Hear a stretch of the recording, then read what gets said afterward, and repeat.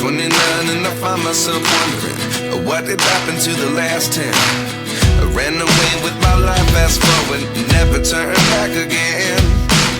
It's kind of funny that the more we pass time, the more we need to set them rewind. And 19 was the year I had to leave you, but now I'm seeing all the signs. Is this really happening? I can't believe it's true. I'm just as surprised as